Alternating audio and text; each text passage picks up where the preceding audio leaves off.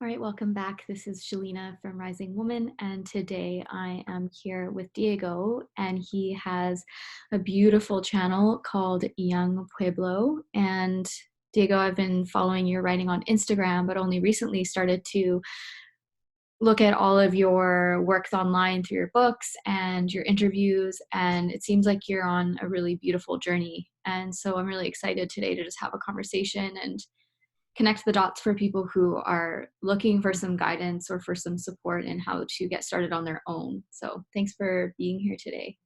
Yeah, thank you for having me. And also thank you for creating what you made.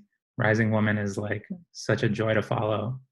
Thank you. Yeah, I feel like whenever I read your writing, it just resonates with me on such a deep level. I'm like, oh, yes, like this is it. And I really feel that we're coming from, the same place Yeah. for writing. It really feels aligned. And so I'm excited to kind of get into the juice of that today because I don't actually know that much about you other than your work is, and it seems like you're very devoted to the path of awakening.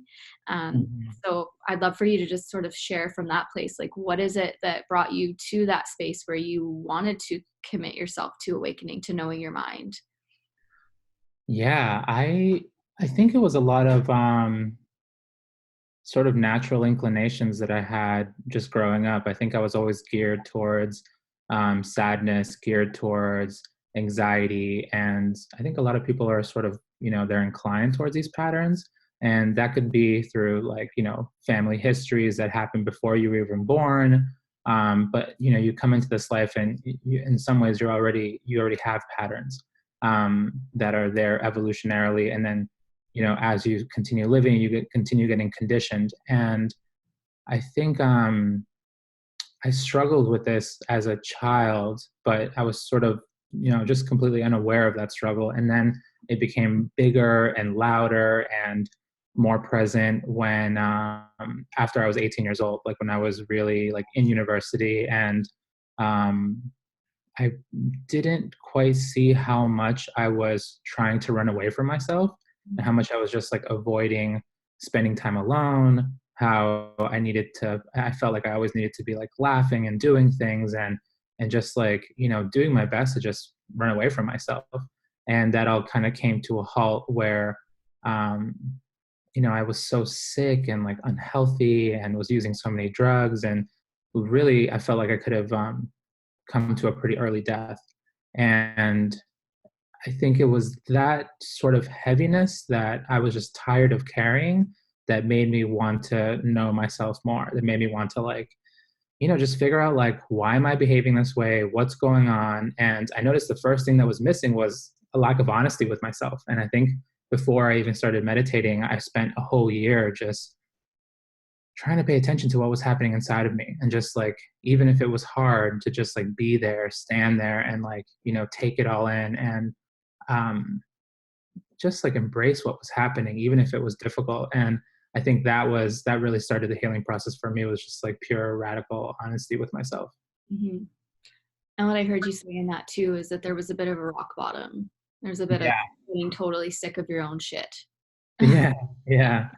No, and like even like literally like there was one night in particular where I was just like my body was like so infused with drugs and I was so like sick and tired and I was on the floor like literally just like crying and feeling like I was having a heart attack. And where it was just like enough, like like I felt terrible. And I come from an immigrant background, like my family came from Ecuador. And I remember I kept thinking about my parents and how like if I died right now, how much I would have let them and myself down. And I was like, this is not the way I want to go out. I'd rather try to fulfill my potential. And you are doing that now, aren't you? Yeah, who knows? I think I'm still a bit hard on myself. So I got a ways to work. I have a lot more of letting go to do. Yeah, don't we all? It's such a lifelong journey. And I think, especially when we're in it, it can seem from the outside looking in, that the people who are doing this work have it all figured out. But it's definitely you're just scratching No. the surface of finding that peace within and letting go, as you say. So, yeah. Mhm. So I think that a lot of people that probably come to both of our work are people who are in that rock bottom moment. I find that Mm. even for myself personally, I didn't find the work. I didn't find these deeper teachings. I didn't look for a deeper connection to myself until I felt as if I was potentially going to die from the amount of pain that I was in, from all of the suffering Mhm. that I was enduring. And I feel like it's sort of an initiation in some ways for most of us into this deeper connection to self and deeper connection to source and spirit. But sometimes we can miss that if we're doing the opposite, which is distracting and, like you said, using substances and keeping busy. And so what you decided to do was the opposite, which is completely slow down and tune in. Mhm. And a big piece of that for you has been meditation. Yeah, yeah, definitely. And yeah, I felt like even more than just, yeah, just embracing what was happening inside of me, but I think trying to go day by day and just exploring my habits. And I remember one of the first things I started doing was like just like consuming more nutritious food. And that kind of opened up a lot of kind of like mental breathing room to be able to see myself even more clearly. But yeah, about a year later, after that big sort of shift, of, you know, wanting to be there for myself again, I did my first silent 10-day Vipassana meditation course. And that was like the big eye opener. I think that was one of the moments where all of that tension came back up to the surface. And I was like totally trying to run away, trying to figure out like good excuses as to why I didn't need to finish the course.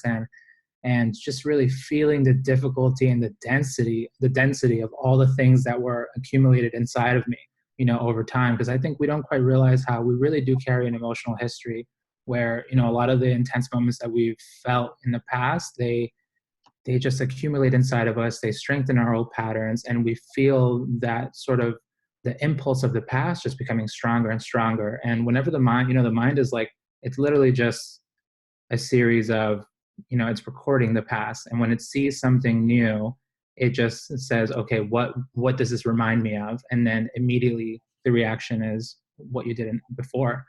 But I think seeing all of that and feeling all of that so clearly, and it's something special when you go away for silent courses like that, where you can sharpen your level of awareness to a point where it becomes crystal clear. The mind almost becomes like a microscope, and you get to see these patterns come alive. You literally see them arise and pass away.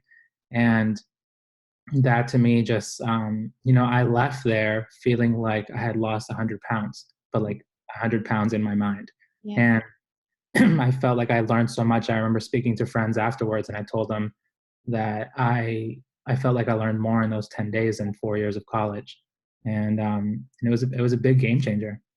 I bet. Yeah, spending time alone is not something that our culture really reinforces.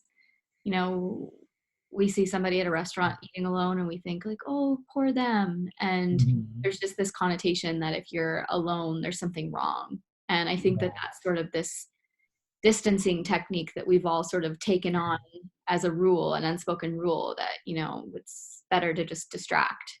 And we Mhm. have so much of that. And I remember when I went on my first, like, I did a 3-day solo retreat out in the woods and Mhm. no food, just water, me and the bears. And yeah, it was wild. It was so wild to notice my own inner chatter and Mhm. the programs that are running for all of us. So Right. yeah, so I really love that you were willing to go so deep so quickly, because I think that when a lot of people come onto this path, the instinct is just to find someone to fix them. Like we're Yeah. looking for Right. external like coaches or therapists to Mhm. be fixed, but there's still that distancing from responsibility of, okay, how do I Yeah. be my own healer? Totally. Yeah, I think it's something that I've been trying to put this into words, but I haven't been quite successful yet. But I've been realizing that throughout the whole world, one of the things that human beings struggle with is just being able to properly measure how powerful they are. I think if you were to ask any individual how powerful they were, they would probably underestimate it by at least 50%. Yeah. And it's fine. Like when you start trying to get to know yourself and you want to develop some sort of like introspective practice or learn how to meditate or go to therapy, you are looking for some degree of guidance, but you have to understand at the end of the day is you're the one who's applying it, right? Like someone can give you some advice, but ultimately you're your own master. You're the one who has to get the work done. Exactly. Yeah, and that's the blend, right? Is like learning how to surrender ourselves to the teachings, but Mm, not surrender ourselves in a way that we are making it something that's outside of us. So it's sort right. of like dual surrender where we're like, okay, I'm going to give myself over to these philosophies or these teachings or these principles for how I'm going to choose to live and how I'm going to watch my mind. And I'm also going to completely become my inner teacher and use every moment as a teaching rather than as Mhm. a way to, project or blame or be really hard on myself, which is our favorite thing to do, isn't it? It really is. I know it's so. It's one of the things that I find like when you're able to just witness yourself making a mistake, understanding that you could do it better in the future without punishing yourself, that is a massive moment of maturity. Mhm. And I think it's something that a lot of us who've like started the work, you develop your awareness, you start becoming really observant of what's happening inside your own mind, but that punishing factor is still there. And you're like, oh, that's so bad. Oh, I could do better. But then you don't necessarily need that tension to learn. You don't need to like mentally hit yourself to like do better. But you can just, feel two things at once. And you're like, you can feel peace towards yourself while also being like, yeah, next time I'm gonna do that a little bit better. Yeah. Yeah, I love that you say that too, because I think that's the one thing that stops us the most from doing our work is just having to feel the depths of our own shame and our guilt, because that's our automatic response to taking responsibility. It's Hmm. either I'm fully responsible and therefore, I'm a bad person or I'm not good enough or I did the wrong thing, or I'm not responsible at all and therefore I can be free of that pain. And so it's true healing is sort of an integration of recognizing you are responsible and also you are innocent. Yeah, yeah, and I think like we fall prey to the past constantly. We're constantly just like I don't know, just repeating everything over and over again. And to be able to create that mental space where you can actually pause, not feel rushed by yourself or by society, to like take this moment to, take a big mental step back and just look at the whole picture of what's actually happening and where you're coming from and what you can do to try to, like you said earlier, just not project and take in reality without, throwing your conditioning on top of it. Mhm. Let's talk about projection a little bit because I know that for us it's sort of like a normal talk, but I think some people don't fully understand projection. I get a lot of questions about it. Don't Mm-hmm. fully get it. What is projection? And we can oversimplify esoteric teachings and things where we say, oh, well, whatever you see in another is just exists in you. And then that's sort of where it ends, but it goes much deeper. I think sometimes, my partner might show me some quality that maybe I perhaps have a judgment of, or it, causes some tension in me. Doesn't necessarily mean that the only thing that's happening is that what I'm seeing is something in me. It also is showing me something else in me that is like an old wound or an old fear or an old pattern that maybe I hadn't recognized. So do you want to speak on projection a little bit, just so that everyone listening can sort of start practicing recognizing their projections in their day-to-day life or their relationships? Yeah, definitely. I think unpacking that is really important. I've been realizing too, like all these terms that quickly get filled up with all this meaning, and like even with the idea of like the work, like what does the work actually look like?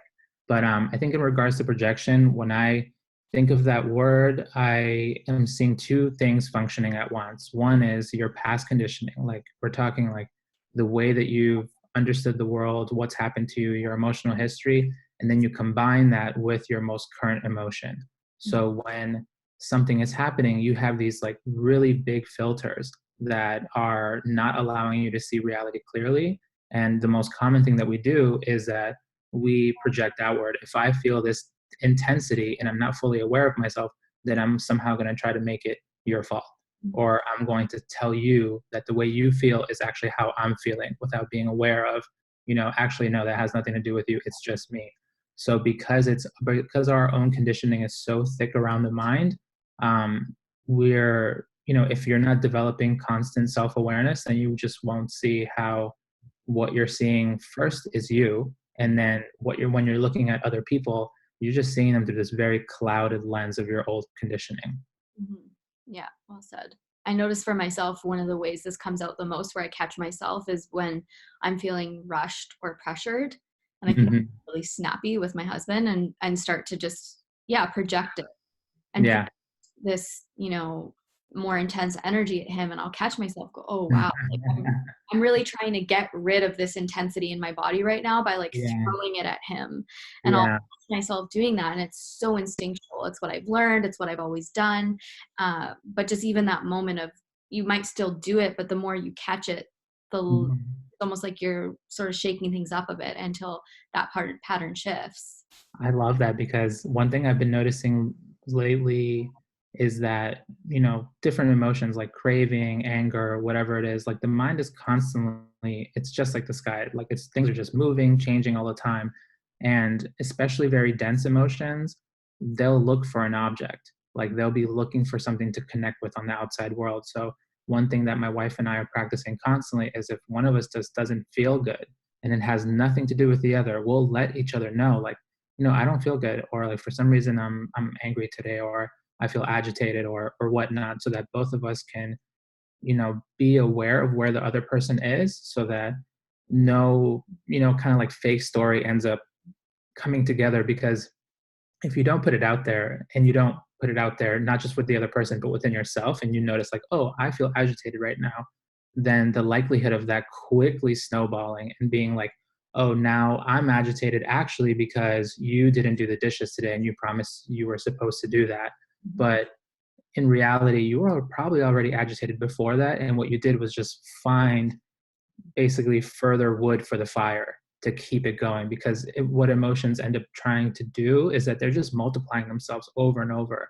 and they'll keep trying to do that until there's, some sort of shift or another. And whether, and that's also similar with love. Like, love tries to expand on itself, and but the dense emotions do as well, so that could be quite troubling sometimes. Yeah, and we're almost more wired for negativity than we are for positivity. Yeah. There's Yeah. some Yeah. primal stuff going on there with survival. So it's Mhm. almost harder to wire in positivity and love and appreciation and joy. So we have to practice. Yeah, and it's interesting because those mental faculties, like they're there, right? They're like ingrained in the human mind. But if they don't get strengthened, it's just like any other muscle. Like if you don't practice compassion, if you don't practice seeing things through the eyes of empathy, or you don't practice sympathetic joy, actually feeling good for another person when they're successful, then of course these things are going to remain weak. And when you bring your like attention to them, and you're like, oh, let me like, the moment you feel like some sort of jealousy or something like that, it's like, oh, let me try to further understand what's happening here. Or if you're like being condescending towards someone, you kind of hit the pause button and you're like, what's actually happening here? Like, why would I be acting this way? And honestly, pausing is just like the coolest thing. Like taking a moment to actually check in with yourself and ask why. Mhm. It's really so simple, and yet it's so hard. I think in all of our programs in our coaching groups, we're constantly getting asked, like, how do I deal with a trigger, or how do I stop Mhm. myself from reacting, or how do I, change this pattern?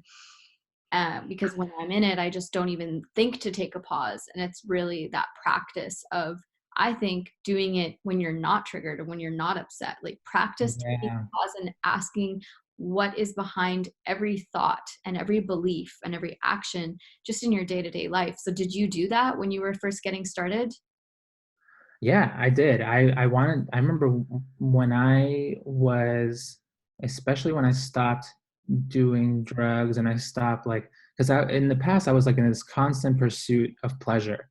Like Yeah. I wanted to run away from myself by just like making sure my body was filled with the sensations of pleasure. And when I felt myself feeling those urges to like, want to get pleasure in some way or form, through like hanging out with people or smoking more weed or doing something, that's when I started just being like, why? Like, what is it? And that's where I discovered my anxiety. That's where I discovered my lack of like, just like I couldn't interact with the present moment. Like it felt so difficult to just sit down, to just be wherever I was. And that really awakened myself. Like that's where I got to really see how much distance there was between me and myself, between me and like, everything that's inside of me, everything that I've gone through. And closing that distance has, dramatically decreased the loneliness that I feel. Like now I'm actually able to spend time alone and feel happy, feel joyous, like, be productive without like needing to, I don't know, have someone else like make me laugh or something like that. But all of that ability to close that distance between me and myself has just made all of my relationships much more fruitful, much deeper, and much more actually connected as opposed to just, being full of attachments. Mhm. Yeah, and when we are not in relationship with ourselves, even if we're using other relationships as a way to feel okay or feel good, Mhm. it might seem like we're connected, but actually we're not. Surface level. Yeah. Yeah. And it's been amazing because so my wife and I, we were been together for a long time, but we started meditating like 4 years after we were together. And once we actually both started doing our own separate processes and really growing as individuals, like our relationship, it feels like two different relationships, and we had this like immediate connection. We wanted to be together, but it came with so much chaos. Like it was just like, two people who just don't know themselves, have no tools, and we're fighting all the time and not figuring out how to properly love each other. We can't meet each other in the middle. There's it's just we're just flowing between extremes. And I think now it just feels like it's a whole different situation because now that we better understand like what's happening in our own individual minds, we can meet each other at a much more deeply connected, intimate level. Mhm.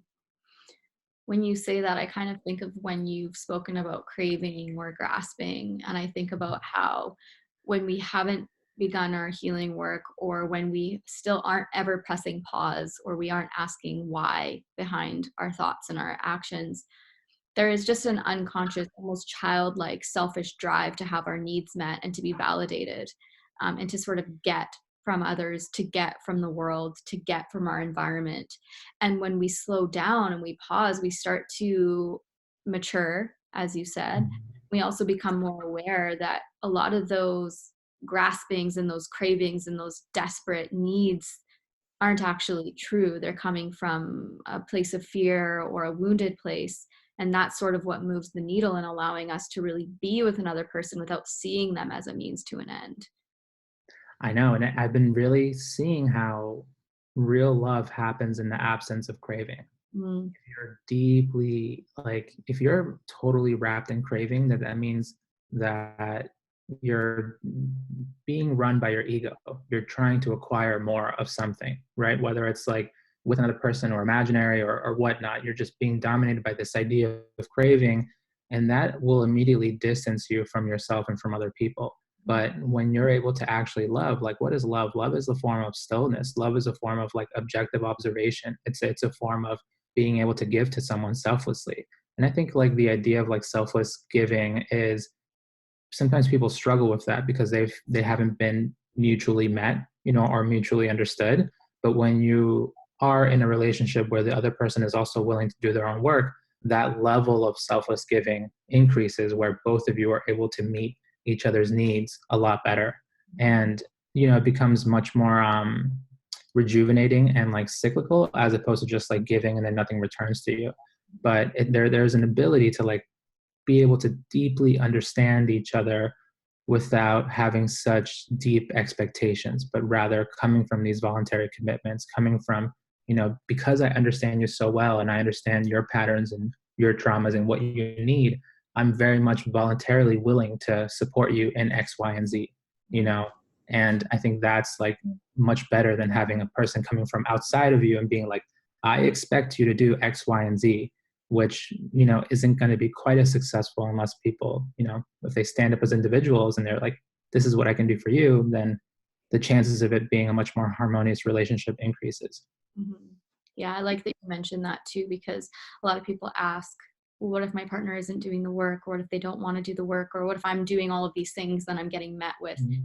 hostility or some sort of emotional abuse or whatever Mhm. the thing is, Mhm. of course, then that's not possible. That's not really a conscious relationship. That's you starting to see that you're in an environment that's reflecting, some wounded part of yourself.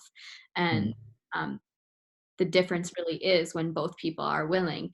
But I also think that both people are going to be willing at different times sometimes. Yeah, And yeah, different speed yeah, too. and it's like sometimes you're in a conscious relationship and Mhm. one of you still going to act out, or one of you still going to sink your heels in the ground, and Yeah. that's inevitable.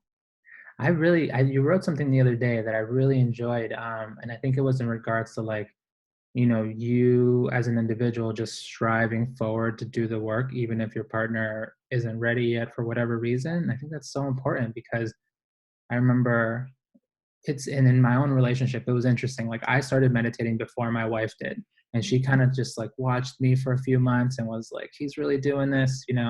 And then she was like, "Okay, yeah, I'm gonna do it too." And but then there was a shift where, like, later on, I realized that I didn't wanna drink alcohol anymore. I didn't wanna smoke marijuana anymore. I just feel like, these things just weren't serving me anymore at all. I wanted to just be totally sober and give my, like, meditation experiment, its full capacity. But my wife wanted to do the same, but she was able to give up alcohol and weed a lot faster than I was. Mhm. But she was patient with me. She knew that that was also my goal, but it was like a little harder for me. And then eventually, after a few months passed, we were both able to meet each other where we had intended, because we had mutual goals. But in that, like, I was able to start meditating faster, but she was able to stop, taking intoxicants faster. And it's just been interesting, having shared goals, but just moving at different speeds. Mhm. And respecting that and making Yeah. it can be hard. I mean, I've struggled with that in my partnership. Ben and I, we are always doing our own work, and we're also sometimes doing completely opposite work. And Mhm. that can be challenging when our egos kind of get stuck in it, thinking like the way that I'm doing it is the right way. That's another part of that thinking, isn't it? It's like every way is the right way, and every way there's no right or wrong. It's just the path that you have for you, and witnessing your partner in that rather than judging them or criticizing them can actually free up more energy for them to move faster, because sometimes when we are criticizing or judging someone or pressuring them, it's almost like they just don't want to do it anymore. Yeah, because then you're just adding tension to the tension, right? You're not making, and like we're able to feel like with acceptance has like a lightness to it. And that's when like these big things can shift. And I noticed that even in the past, like talking about, I remember I really wanted to stop smoking weed, and the moment I was able to accept myself where I was and the fact that I was still smoking, I still wanted to do it. The moment I truly accepted it, that's when everything shifted. And like a week or two later, I was like, "Oh, I'm done." And but tension just it's so powerful. We don't quite realize how much of our mind is just so tense so often. And sometimes we don't realize it because we've never taken the time to slow down. And I was Yeah. talking to somebody the other day because I worked a little too hard the week before, and I was like, I'm just recovering because I don't Hmm. I don't have the capacity to hustle the way maybe some people do. And he said, well, it's possible that Hmm. nobody does, but they just don't realize how stressed they are because we don't ever slow down. Ooh, yeah, really true. One thing that you're making me think about is how my wife and I were having this really good discussion the other day, and we were talking about like how we shouldn't be speaking in absolutes, being like this is definitely going to happen because like that's really tough. Like reality is so it's just built on change. Things are changing all the time.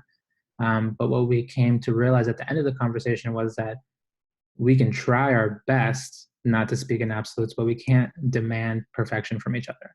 I think that that's just like another thing that's going to continue adding tension to the relationship because ultimately I can try my best, right? But it's a learning process. We have to be able to embrace our mistakes as learning moments and not punish ourselves, but still continue trying, to live the best life that we can live and sort of grow in the direction that we know we can grow. But ultimately it's a slippery slope because if you start demanding perfection from your partner, then that's going to create a whole, a bunch of friction between the two of you.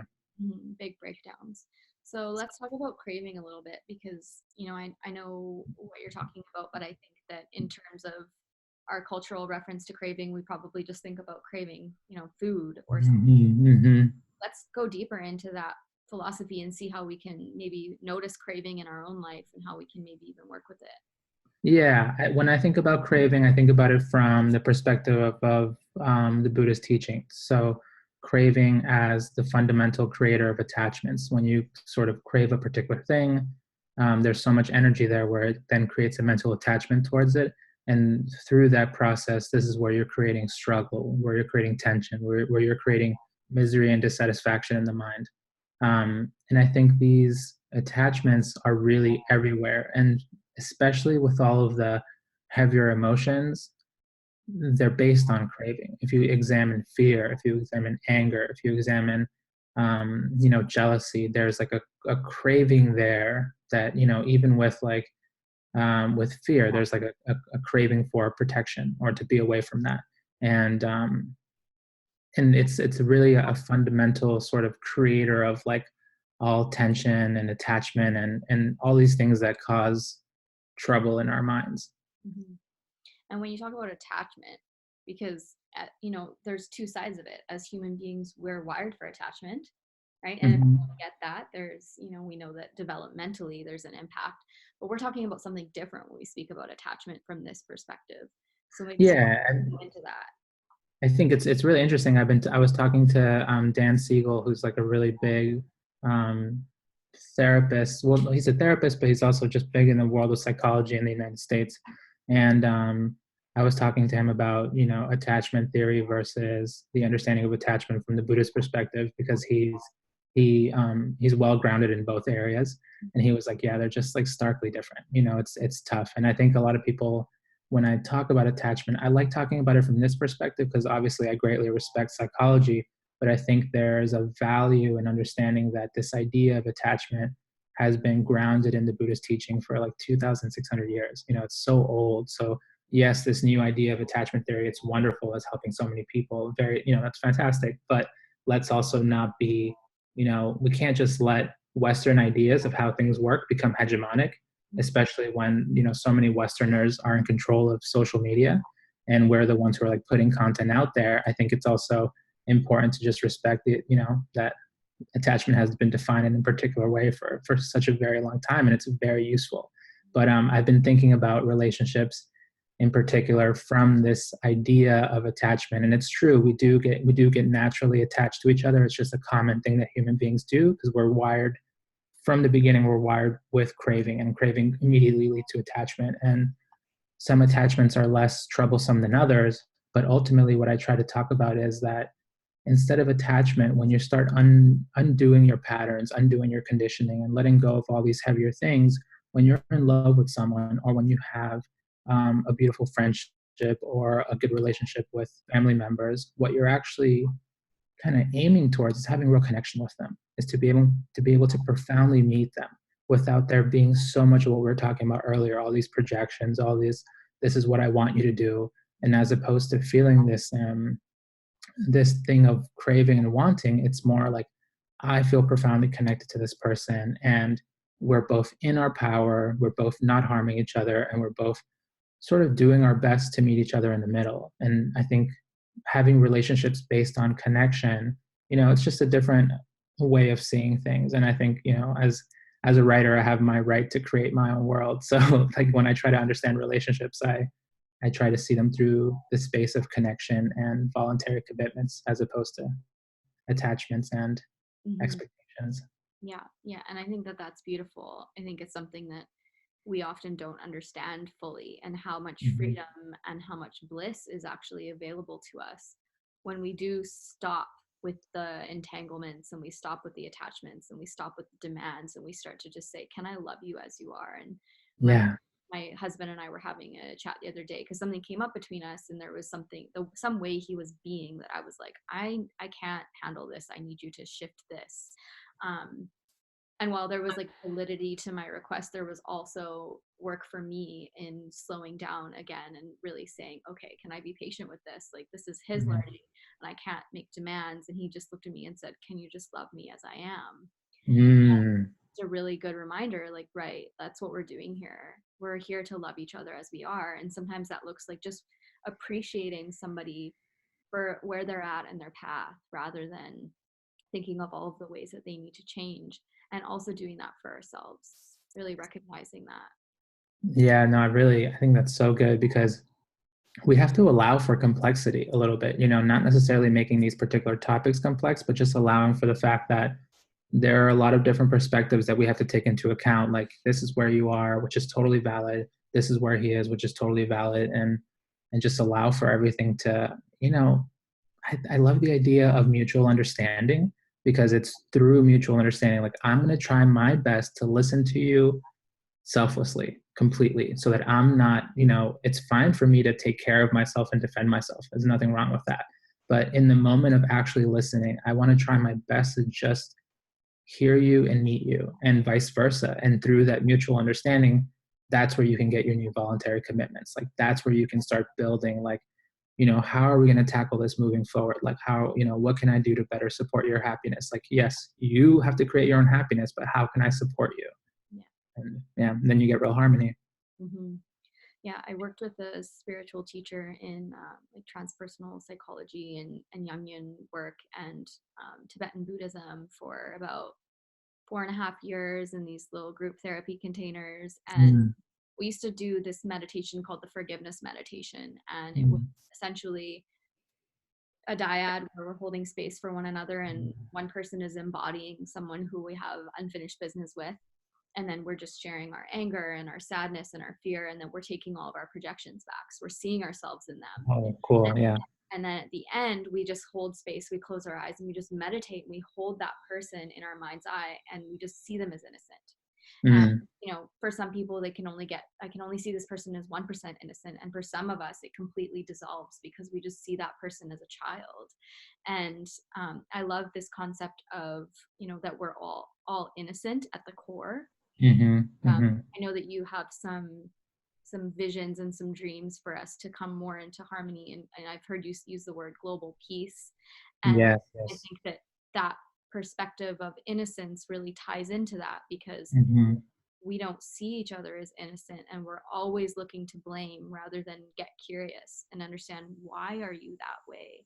Yeah, yeah. Thank you. Wow, that's such a good thing to think about, innocence there. But yeah, I think that this is basically why I decided to start writing as Young Pueblo. And like, like, my name's Diego. Young Pueblo literally means young people, and it's a way for me to understand the world and like understand and write through this lens that humanity as a whole can become so much more mature, so much more grown up. And the most like common example I use, which I like using over and over, is that when you think back to when you were in kindergarten and you were first being taught by your teachers, like, what were they trying to teach you? Just the most basic things, clean up after yourself, tell the truth, don't hit each other, and generally be kind to one another. But we, like, we may be able to do these things as individuals, but as a humanity, we're terrible at these things. We don't know how to do these things at all. So there's so much room for us to grow up and so much room for us to, really, I don't know, come into our own in a way where I think individual transformation is going to be the big shift. And it doesn't mean that everybody has to be perfect, doesn't mean everybody has to be Jesus and the Buddha and all of that. Not at all. But I think it does require us to get ourselves to a point in our personal work where we deeply understand that harming another is harming oneself, right? If I harm you, I'm actually, in the process of that, I'm immediately harming myself, because to be able to harm you, I have to generate so much intensity in my mind that immediately gets embedded and encoded in my mind, and I will, that will be with me until it's undone. And that is, I don't know, it's such an important thing to understand, because then more people will see that it's literally to my benefit to not harm you. And when more and more people see that, then it's going to cause a radical transformation in our world. Mhm. Absolutely. It's this radical responsibility that we Mhm. mainly aren't taught. And it's kind of a core, I think that is one of the core philosophies of Buddhism, even if they don't call it that, is because it's all about understanding and owning your own mind and seeing everything outside as the illusion, and Mhm. recognizing that it's all self-generated. And I think the reason that we have so much anger and so much revenge and so much violence is because all of us are rejecting that inside of ourselves. Instead Yeah. of all just like energy being thrown around constantly. So what would it be like if we all just slowed down and we're like, wow, I'm feeling very intensely, you know? Yeah, and I love that point because I always think back to how, and this is one thing that's become really clear when I'm meditating, is that ultimately it's my perception that's creating my reaction. Even if someone does something terrible to you, right?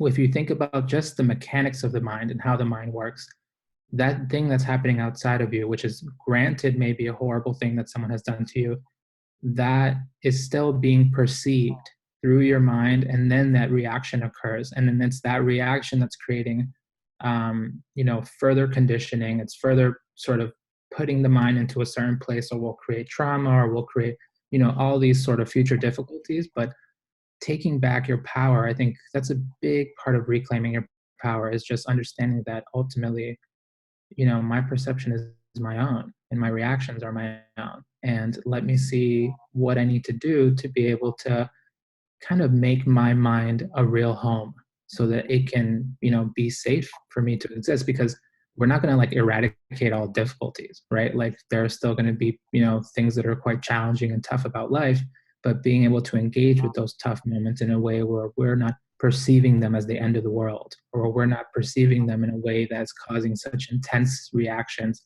it's going to make for, much more mental well-being. Mhm. Yeah, once we start realizing that other people's actions and words and behaviors are due to their own perception and their own wounds, not us, that's what frees us to respond differently. Because if I receive everything that someone says to me or the way that they behave as a meaning that there's something wrong with me, or that I didn't do something right, or that I'm not lovable, then my reaction is going to be so much stronger than if I'm able to sort of step back as a witness and just Yeah. see the person. Okay, well, they're hurting and they're responding from their own perception, and that doesn't mean that I need to save them, doesn't mean that I need to fix them, doesn't even Yeah, mean that I need to be in their space at all. I can exactly. and remove myself, but can I also do so without bringing in anger and hate and revenge? Can I do so from a loving, self-loving place? Yeah, I think it's so important to understand in these situations that you can defend yourself, Yeah. right? You can make sure that you have what you need, that you're able to give at whatever rate that you can give. And if you feel like this isn't really working for you anymore, or this situation isn't, fulfilling, or it's burning you out, then it's fine to pull away. I think it's really important to understand this idea of like self-preservation, because when you are able to nourish yourself and take care of yourself well, then you're going to be just, like the basic idea, you're going to be much more present for other people, much more capable of loving them, and be a better member of your community. Mhm. Yeah, absolutely.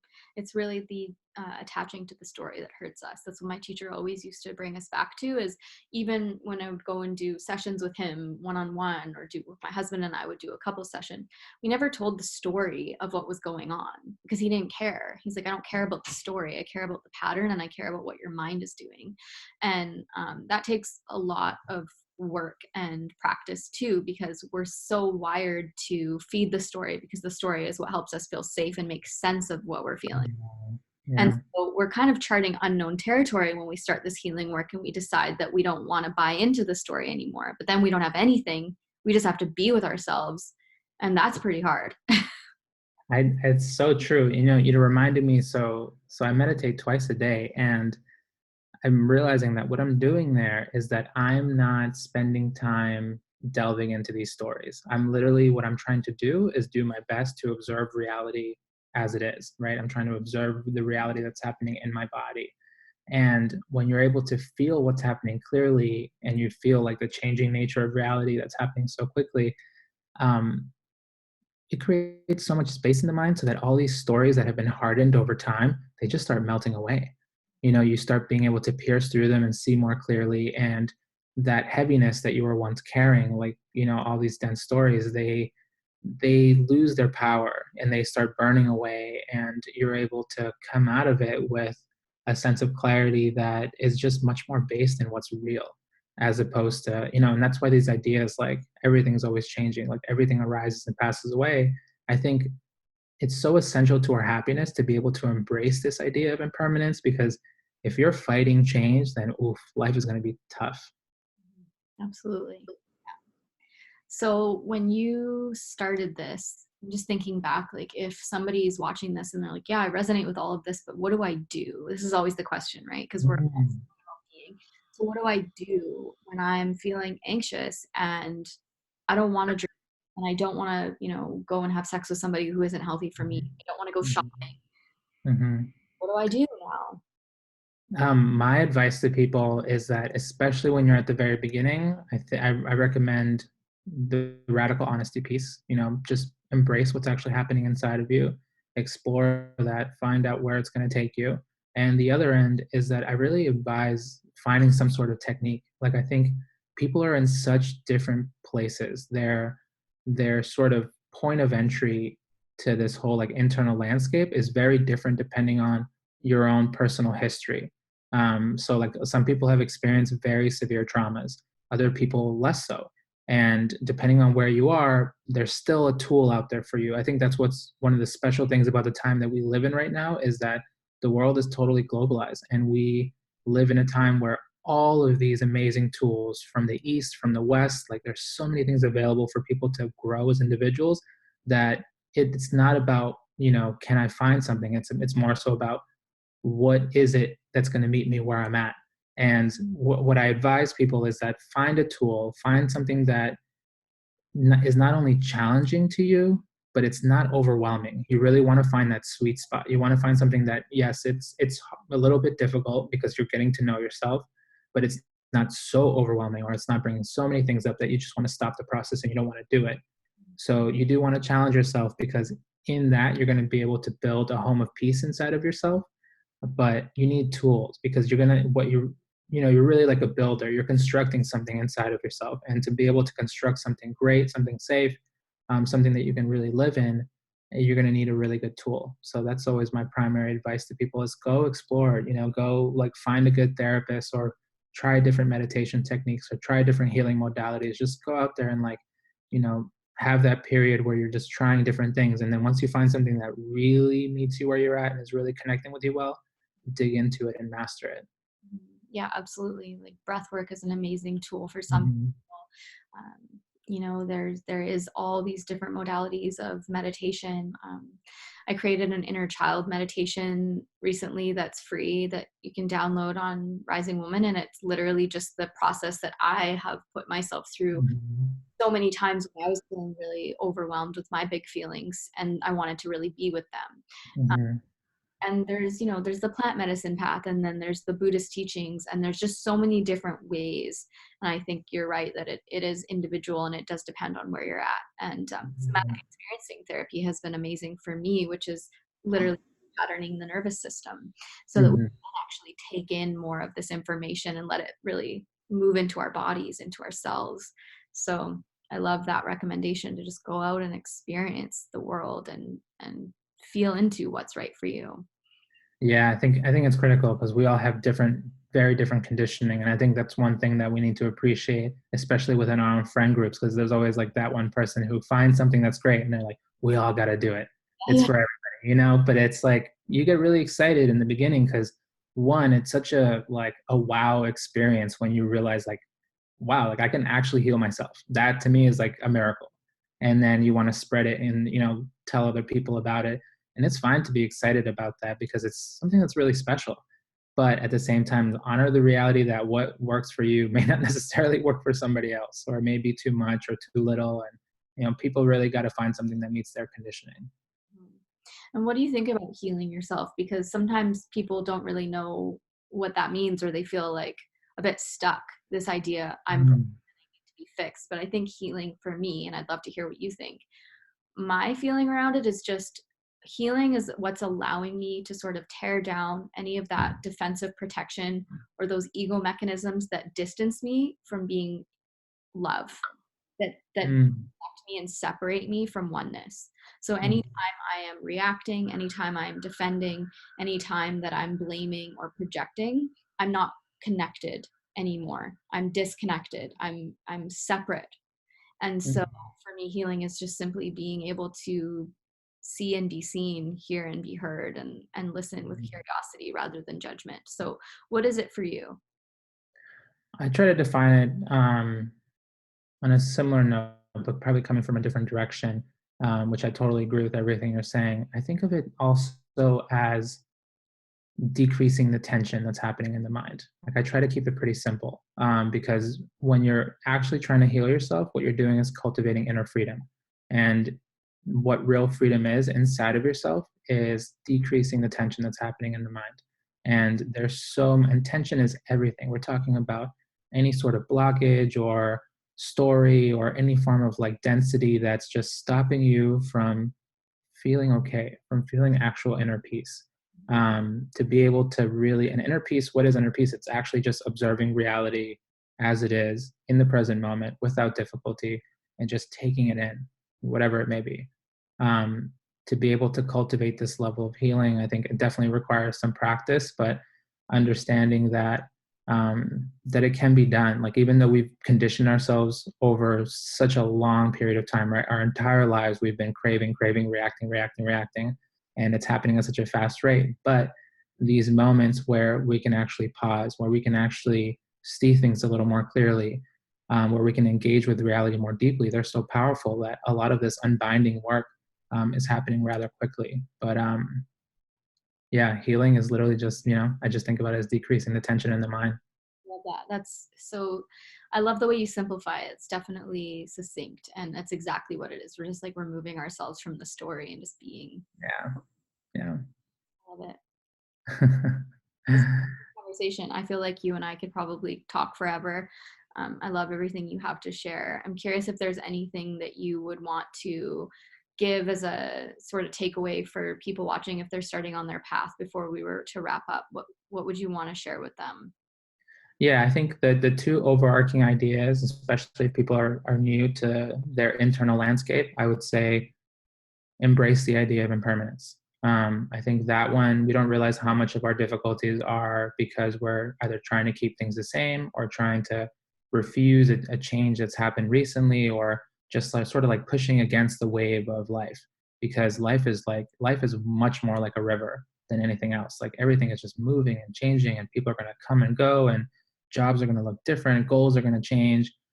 So being able to embrace the reality of change, you're still gonna, it's fine to have goals, it's fine to like, want things out of life, but to be able to do so wisely without causing yourself a bunch of tension and struggle in the process. There are ways to do that well. And the other end is what we were talking about earlier, is just, find a practice. I think it's, you don't necessarily need to reinvent the wheel. I think a lot of people, when they go into it, they're like, oh, I'm gonna, like create a bunch of like, I'm gonna, I don't know, just like make their own thing. I think it's in the beginning, especially, it's nice to just go to people who've been doing this for decades and check out what they've done. It's just so that you can be a little more efficient with your time. Because humans are very savvy, but at the same time, like it's fine. Let other people support you. If they have something great, it might also benefit you. So find a technique and then get to work. Like just consistency. Consistency is like the major piece. I think I went to a number of meditation retreats before I started meditating daily, but it's when I actually started meditating daily at home that I think the deepest parts of the work began. Mm. Thank you for sharing that. It's really beautiful. What's the name of your book? Inward, Inward. Okay, I highly recommend for those of you watching, if you haven't already, to get his book because I mean, I'm a writer, and when I read your work, I'm deeply moved every single time. Every single thing you write, I'm like, yes, I truly feel that you're really tapping into the deeper layers of truth, of relationship, of consciousness. And so I really thank you for that because it's quite rare actually to read work that lands in such a profound way. So I really appreciate what you're doing in the world, and yeah, it's Thank you so much, because that means a lot coming from you, because I really appreciate everything you're doing as well, and I feel like we're definitely coming from a similar wave. So I'm excited that we're both out there. too. Absolutely. So, is there anything that you would recommend people check out in terms of your work or any other ways to connect with you if they wanted to sort of hear more about your philosophy? Yeah, I think one of the best ways is just to come hang out on Instagram. So at Instagram, I'm at Young Pueblo, which is Yung_Pueblo.